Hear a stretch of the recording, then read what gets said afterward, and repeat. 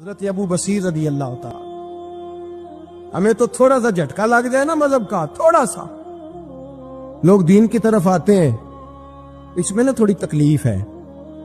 صحیح بخاری کی حدیث، اس میں تکلیف ہے، سچ کہہ رہا ہوں، صحیح بخاری کی حدیث ہے۔ ایک صحابی نے کہا تھا حضور میں آپ سے پیار کرتا ہوں، نبی پاک نے فرمایا اچھی طرح سوچ لے۔ میں سوڑیا نہیں پیار ہے، فرمایا چل پھر سوچ لے۔ حضور بڑا پیار، میں سوچ لے۔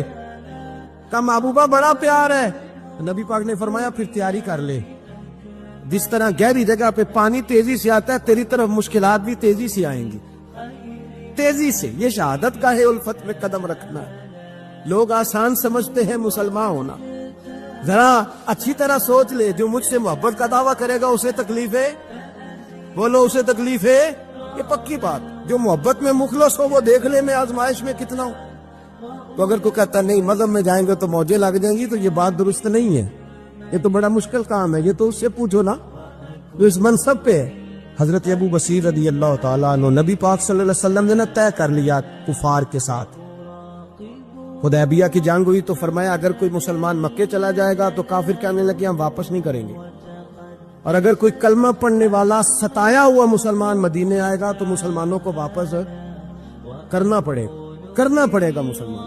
مسلمان اپنا بندہ نہیں رکھ سکتے، اور مسلمانوں کا کچھ شخص غلطی سے بھی مکے چلا گیا تو مکے والے واپس نہیں کریں گے۔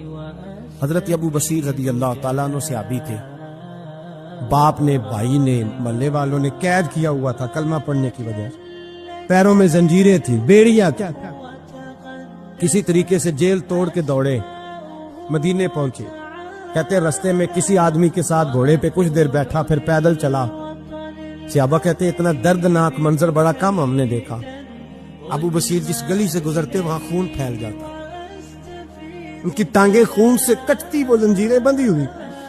در رسول پہ حضور میں بھاگ کے آیا ہوں۔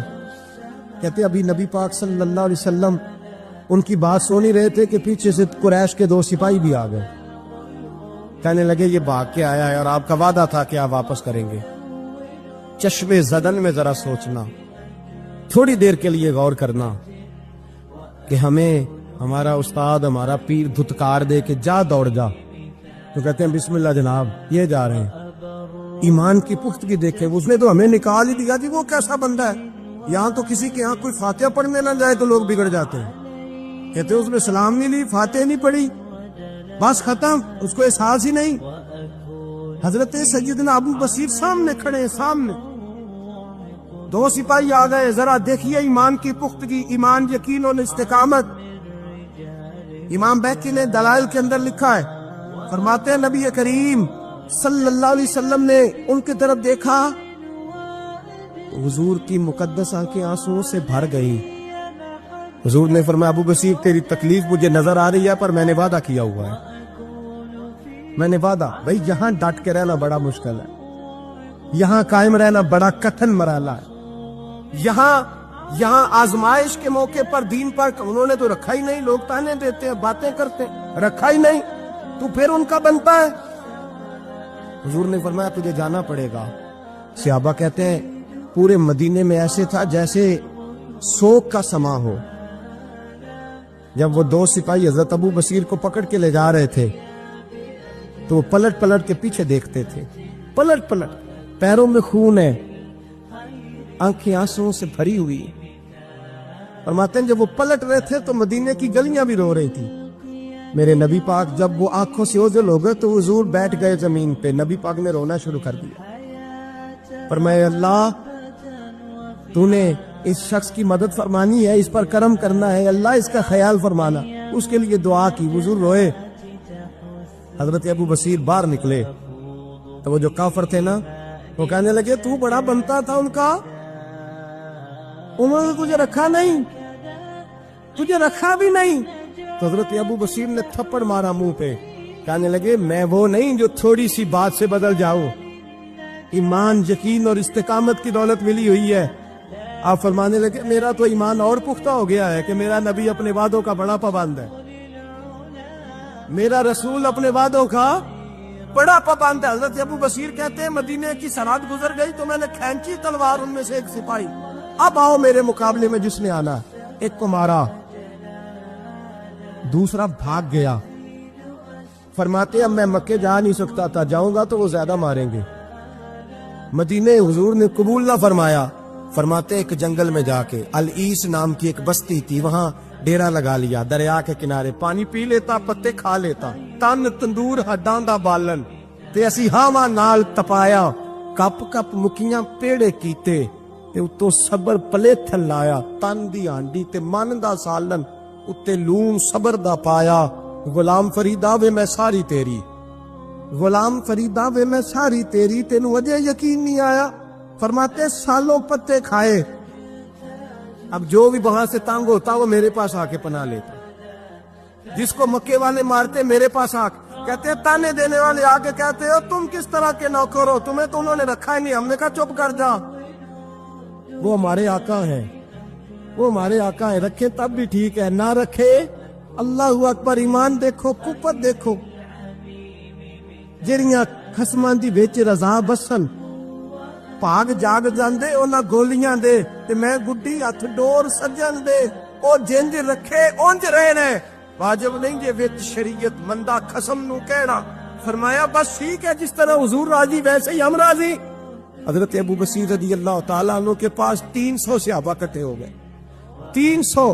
حضرت ابو بصیر جب مدینے کی سرحد سے گزر رہے تھے نا تو نبی پاک نے ایک آواز دی تھی، فرمایا ابو بصیر ایک وقت آئے گا کہ میرا پیغام تجھ تک پہنچے گا، ایک ٹائم آئے گا۔ حضرت ابو بصیر سے جب کوئی کہتا نا کہ زندہ کس بات پہ ہو تو فرمانے لگے مصطفیٰ کے فرمان پہ بڑا یقین ہے، بلاوا آئے گا، مجھے بلاوا، مجھے یقین ہے کہ مجھے بلاوا، بڑی امید ہے سرکار قدموں میں بلائیں گے، اور کرم کی جب نظر ہوگی مدینے، مجھے یقین ہے کہ مجھے بلاوا۔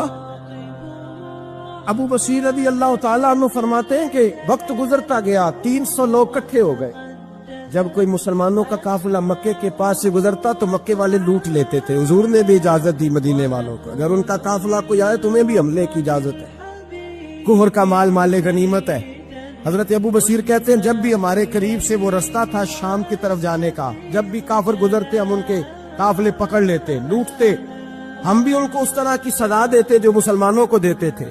فرماتے ان کا جینا محال ہو گیا، ہاتھ باندھ کے نبی پاک کی بارگاہ میں گئے، کہنے لگے یہ شرک ختم فرما دیں اور آپ ان کو بلا لیں، بلا لیں۔ حضرت ابو بصیر فرماتے ہیں میں بوڑھا آدمی تھا، دن بھر میں کام کرتا، محنت کرتا، اس علاقے میں کھیتی باڑی کرتا، جب رات ہوتی تو میں کسی پہاڑ کے ٹیلے پہ بیٹھتا اور مدینے کی جانب منہ کر لیتا، اور میں انتظار کرتا بلاوا کب آئے گا، کب حضور کا پیغام آئے گا، میں انتظار کرتا۔ حضرت ابو بصیر رضی اللہ تعالیٰ عنہ بیمار ہو گئے، شدید بیمار، سخت بیمار تھے تو قریش نے شیخ ختم کی۔ حضرت ابو ہریرہ کہتے ہیں نبی پاک نے 2 صحابہ کو رکا دیا، فرمایا جاؤ اسے جا کے کہو آ جائے، اسے کہو آ جائے۔ صحابہ کہتے ہیں ہم پہنچے تو ان کا آخری وقت چل رہا تھا، آخری ہجکیاں تھیں، ایمان اور یقین دیکھو، آخری ہجکیاں۔ لوگ کہتے ابو بصیر وقت آ گیا، وہ کہتے ہیں نہیں ابھی وقت نہیں آیا، وقت تب آئے گا جب نبی پاک کا بلاوا آئے گا، حضور کا وعدہ تھا وقت تب آئے گا جب میرے نبی کا بلاوا آئے گا، ابھی بلاوا نہیں آیا تو ابو بصیر کا وقت بھی نہیں آیا۔ صحابہ کہتے ہم نے جا کے رکا تھمایا، اٹھنے کی بھی طاقت نہیں تھی، جب حضور کا رکا لیا نا تو دونوں یوں مٹھیاں بند کر لی، گویا جھوم جھوم کے نعرے لگانے لگے آؤ دیکھو میرے نبی کے وعدے کتنے سچے ہیں، چومتے حضور کا نامہ، سر پہ رکھتے، سینے سے لگاتے، اور کہتے ہیں پھر بلند آواز سے کلمہ پڑھنے لگے۔ کبھی آپ صرف کہہ دیں نا میرا رب میرے ساتھ ہے، اس لفظ میں اتنی طاقت ہے کہ دشمن ویسے زہر ہو جاتا ہے۔ زندگی میں کسی سے بھی لڑائی ہو اچھی طرح سوچ لیں کہ اللہ اس طرف ہے یا اس طرف ہے، اگر آپ زیادتی پہ ہیں تو پھر رب مظلوم کی جانب، اگر اللہ کی مدد آپ کے ساتھ ہے تو دنیا کی کوئی طاقت آپ کو گرا نہیں سکتی، اور اگر آپ مظلوم کے مقابلے میں ظالم بن کے آپ کھڑے ہو گئے ہیں اور آپ نے رویہ وہ اختیار کیا ہے کہ جس میں مدد نہیں آئے گی، تو پھر یاد رکھ لیں کہ آپ کوئی بھی ہیں، کہاں بھی ہیں، آپ کمزور ہیں۔ طاقتور تھے، ابتدائے اسلام میں ظاہری طاقت تھی کفار مکہ کے پاس، وہ ڈنڈوں سے مارتے تھے غریبوں، ان کے ہاتھوں میں ڈنڈے تھے، پر خدائی طاقت ان مظلوموں کے ساتھ تھی۔ صاحب زرقانی نے لکھا ہے حضرت زنیرہ رضی اللہ تعالی